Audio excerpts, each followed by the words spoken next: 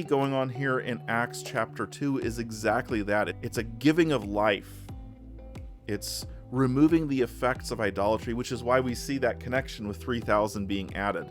And we read in this episode that there's a mighty rush of wind and tongues as of fire appeared and rested on each one of them.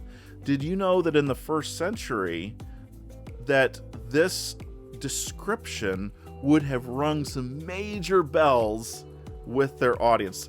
Tongues of fire coming down on the people on Pentecost.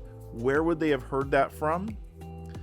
Both the Book of Jubilees and Philo have indications that there was a belief in the first century that when God spoke the 10 commandments, or literally the 10 words at Mount Sinai, that event occurred on Pentecost. On the very first Pentecost there was, that God was speaking these words from the mountain.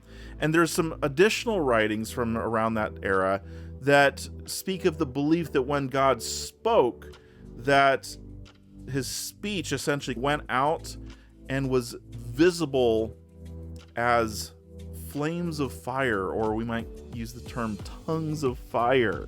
So when Luke is writing this in Acts, his audience hears tongues of fire on Pentecost. What are they connecting this to? They're connecting this to Shavuot, to Pentecost in the Torah, to the giving of the commandments, which was a significant event because they had just been brought out of Egypt. They had experienced an exodus, just what Jesus speaks of his death, burial, and resurrection as an exodus, as the greatest exodus.